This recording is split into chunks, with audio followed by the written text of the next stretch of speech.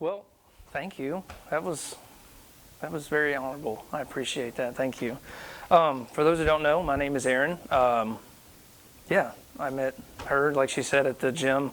I guess the Lord gave me a message about 2 weeks before she even texted me asking if I could speak at her church. And I was just sitting down. I think I was at home, just hanging out with my family. And God was like, hey, write this down. And I was like, okay. And then nothing. And I'm 34. I know I have a baby face. I look pretty young. But in 34 years, I've come to learn that God does that. He will give you the next step and nothing more. And it takes an act of faith to do that first step. I saw a comedian, he was talking about how, like, if God gave us the whole plan, like, hey, you're going to quit your job, I'm going to make you a minister, you're going to go to third world countries and save a bunch of people and feed a bunch of people and start a church out there, we'd feel a little more comfortable. But when God just says, hey, quit your job. Any more? You want to tell me any more past that? You know, I got bills to pay, right? So, I don't know why he does that, but I trust him. And so I wrote it down. And then 2 weeks later, she asked me to speak. And I was like, okay. I guess that makes sense. So this first part is just a testimony. I wanted to tell you all about what God's done in my life and how he's blessed me, put me on top of mountains, drug me through valleys, been there with me through the whole part of it. But since I was knee-high to a bumblebee, probably about my youngest Emma's age, I felt a calling from God to be a pastor of a church. And I didn't know what that looked like. I didn't know what all it entailed. I just felt like God was like, hey, I want you to lead people. And I'm not comfortable speaking in front of people. So I was like, are you sure about that? He said, is that something you sure you want me to do? And he's like, this means you're going to have to trust me. You're going to have to rely on me. And so I went through my whole life seeking after him, studying the word. It's like, I got to prepare for what God has for me. And we moved around a lot. My family, when people ask me where I'm from, I just say Texas. In 12 years of schooling, I went to 13 different schools. The last 3 years of that, it was in Lumberton, Texas. So that's where I landed at. I met a friend of mine. His name was Cody Lee. It was moving around a lot. You meet new people. You learn how to make friends fast. And he was the first one I met. And I was like, hey, how you doing? And he was like, cool, I'm going to help you build this barbecue pit, because I was in shop class. And so we built a pit together, became friends, and then I found out he was joining the Marine Corps and was like, all right, I'll go with you. And there was 5 of us that went on the same day. And I looked at God and was like, pastor, military. I'm not seeing how this is going to correlate, but we'll go from there. And so he told me to go, so I went. But before I left, I went to one of the 5 guys. His name was Daniel Lepsch. He's from Silsbee, and he was throwing a little get-together party. We actually drove by the house today, and she was like, that's where we met. But spoiler alert, I met my wife there. It was a swimming party, and a bunch of us teenage boys were just tackling each other in the pool, splashing around, and I see a young girl get thrown in the pool and gets out and dries off, changes, and then she's reading a book. And I'm like, all right, this is interesting. So I walk over and she's reading the Bible, and that piqued my interest. So I was like, okay, cool. And the one thing that I've learned is, and I tell a lot of young people when they're looking for a relationship, is don't look for her or him. Run as fast as you can to God. And if somebody keeps up, introduce yourself. And so seeing her read the Bible, I was like, hi, I'm Aaron. And we kind of hit it off that night. Going to skip through because it's a very long story and she loves to tell it, and I just blush every time she does. But we ended up, we started dating for about 3 months. I left for boot camp, came home, we got engaged, went back to more training, pre-deployment training, getting ready to go to Afghanistan, came home, got married, and then 3 days later I was in Afghanistan. So I was telling my son this the other day. He was like asking about how we met, and I told him, I was like, well, the first 2 years and 3 months of our lives together, we were actually physically together for about 5 of those months. So God had made sure to strengthen our marriage from separation as soon as we started. But I wake up every morning and get to fall in love with her. So it's an honor to be her husband, and it is a honor and a very what's the word I'm looking for? Drawing a blank here. Responsibility to be the father of those three wonderful kids that we have. If you haven't met them yet, it's Bella, Noah, and Emma. Those are my kiddos.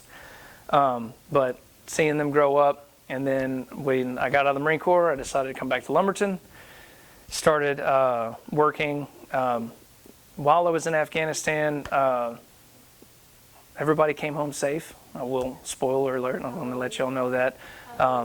But we did encounter a lot of IEDs and small arms fire, so on and so forth, and messed up my back, my knees, any of my joints. They're pretty shot. And to cope with the pain, I started drinking alcohol. And it was not a good thing, but it's part of my testimony, and I want to share it with y'all. I started falling down a path of alcoholism and got to a point where I was just not good. I tell people, y'all would not like drunk Aaron. He was not a nice person. But it came to me one night where those Roombas, I seen y'all have one. Me and them, we don't get along. We do not get along. And the one that my wife had purchased decided to follow me everywhere I went in the house. And I just kept getting frustrated, and then, you add alcohol into the mix, and I got mad and set it down in its base and was yelling at her, and I heard an audible voice that said, "How dare you treat my gift like that?"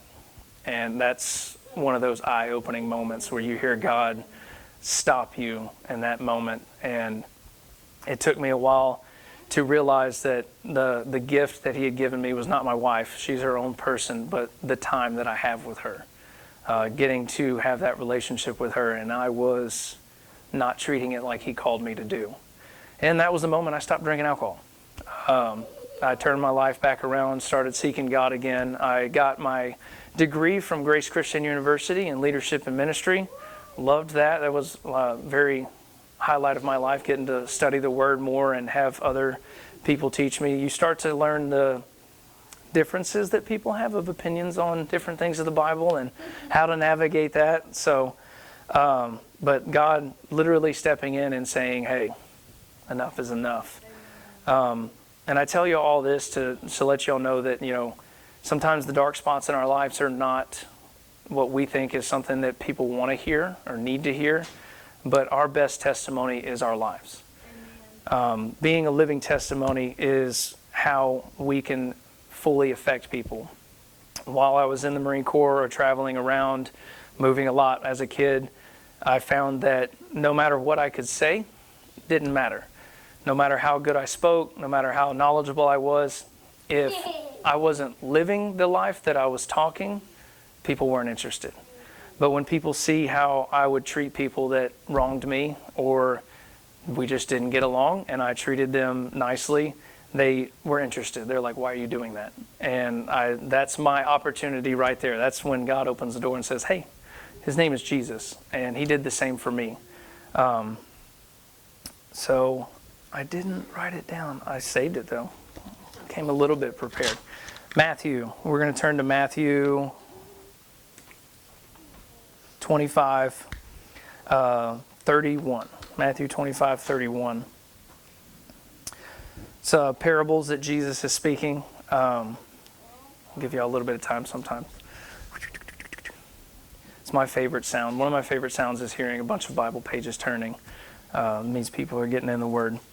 When the Son of Man comes in his glory and all the angels with him, then he will sit on his glorious throne.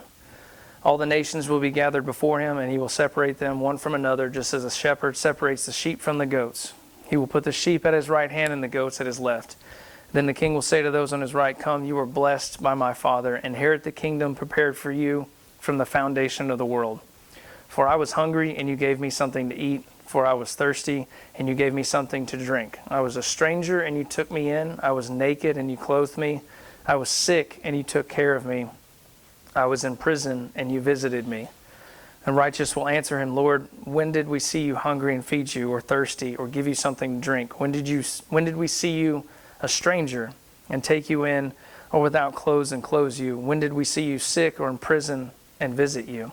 And the king will answer them, "Truly I tell you, whatever you did for one of the least of these brothers and sisters of mine, you did for me." That really spoke to me and really hammered down on my life, my living testimony. How I treat others is going to bring people to Jesus more than any words I could say. And God really placed that into my heart. And our lives, it's not just our spiritual gifts. Many people think of like living testimony as like, okay, I need to be behind a pulpit to tell people about Jesus, or I need to be out on the corner with a sign saying Jesus loves you, or those are different ways, but that's not all that God calls us to be. He calls us to be good stewards with all of our blessings, with our finances, our gifts of the Spirit, our bodies, our families, how we raise up our kids, how we raise up our grandkids, how we help with other people's. I've learned through 34 years that it takes a village to raise a family. I love the fact to see little ones in a church. Some people are like, the baby's crying. I'm like, you let that baby cry. The baby's hearing the word. Leave it alone. I love that. I love when we can interact with children and bring them into God. Jesus said, "Bring the children to me." But every part of our lives should be pointed to Him, should bring Him glory of some sort. Let's see here. Another verse that really kind of speaks to this is 1 Peter 3, 8 through 17. This is Peter. I love, given the context of everything, but 1 Peter, spoiler, Peter wrote it. And it's a letter that he wrote. Chapter 3, verse 8. "Finally, all of you be like-minded and sympathetic. Love one another and be compassionate and humble, not paying back evil for evil or insult for insult, but on the contrary, giving a blessing, since you were called for this, so that you may inherit a blessing. For the one who wants to love life and to see good days, let him keep his tongue from evil and his lips from speaking deceit, and let him turn away from evil and do what is good. Let him seek peace and pursue it, because the eyes of the Lord are on the righteous, and His ears are open to their prayer. But the face of the Lord is against those who would do evil. Who then will harm you if you are devoted to what is good? But even if you should suffer for righteousness, you are blessed. Do not fear them or be intimidated, but in your hearts regard Christ the Lord as holy, ready at any time to give a defense to anyone who asks you for a reason for the hope that is in you. Yet do this with gentleness and reverence, and keep a clear conscience, so that when you are accused, those who disparage your good conduct in Christ will be put to shame.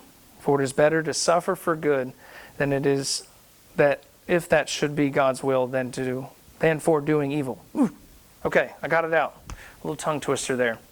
But this really emphasizes the fact that we need to keep our eyes on God, put everything that we have in our lives towards Him, so that when people come and looking for a reason, a way to discredit God, they can't find it, because we have spent our entire time pointing everything to Him.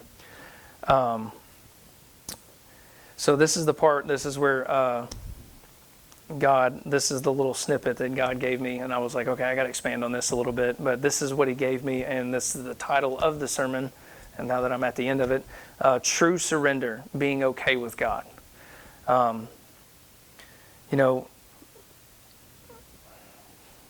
has put me in places where we were fully relying on other people to buy groceries. 1 month we're paying the power bill, the next month we're paying the water bill. God has since blessed me to a point where we're comfortable now, but going through that really opened my eyes to the blessings that we have. We had talked earlier, when I went to Afghanistan, I got to see what people have or don't have that we have here in America, the blessings that we take for granted. Many people complain about no hot water at our gym for some reason, or toilet paper ran out, and I'm like, I'll get on it, I got you. But there are some places they don't have running water. They don't have lights, air conditioning, food readily available for them. And you start to appreciate the little things. And God told me, hey, you need to be faithful with the small things. If we're faithful with the small gifts, the small blessings that He gives us more not because He wants us to be overabundantly wealthy, but because the more that I have, the more I can give, the more I can bless other people. I absolutely love y'all's blessing box out there. Be honest, when we were driving through here, I was distracted because my lovely wife was on my right, and I just happened to look over and see the blessing box and went, there's the church. So the blessing box is what caught my eye, because thank you for that. I love that. That is truly being there for those in need, and being there for those that need the help. And it's difficult when we go through hard times, when things aren't going the way we want them to or how we plan them to. The old saying, if you want to hear God laugh, tell Him your plans. But sometimes we try to think that we know what God has for us. Like, didn't make any sense. I thought you wanted me to be a pastor. I thought you wanted me to be a preacher. Why am I going to the military and the Marine Corps of all places? Like, do you want me to be a chaplain? And the Marines were like, there's no chaplain in the Marine Corps. I'm like, oh, okay, well, all right, God, I don't know what your plan is here, but I'm going to trust you. And that's true surrender comes when we reach the same point that Jesus reached in the garden. I don't want this, Jesus. God, I don't want this. Take this cup from me, but not my will, but yours be done. And that's where we reach true surrender with God and being okay with Him is, God, you want to bless me? I'm okay with that. You want to give me 3 beautiful children, healthy children, a beautiful wife? I'm okay with that. You want to take all my money away and have me homeless? I'm okay with that. You want my family to completely disown me because of my faith in you? I'm okay with that. You want the people that I served with in Afghanistan to lose their battle and call them home early. That hurts. Amen. But I'm okay with that. I trust you. God, you want the job that I think that I want not to be? I'm okay with that. Coming to a place where you can say truly to God, I trust you. Whatever your will for my life, let that be done. And I've woken up for the past year and a half now, every day, praying to God, thanking Him for all the blessings, my family, my house, my job, my car, my friends, what family I have left, those people that I can touch, the opportunity to work in a gym where I can touch people's lives and lead them to Christ and, get a workout in while we're doing it. But I pray every time, God, I'm pretty hard-headed. I'm a knucklehead sometimes. If this is the path you want me on, leave the door open. If it's not, don't shut it softly. Slam it in my face. Make sure I know without a doubt that that's not the path you want for me. And if it is the path you want for me, open it wide. And I feel like I'm still working on it. It's not easy to get to a place where tough times come, life hits you with things, the enemy comes against you, and you have to get to that point of like, okay, God, this sucks real bad, but I trust you, and I know that you're going to get me through this. That is what it really truly means to surrender everything to Him and to be okay with God. Yeah.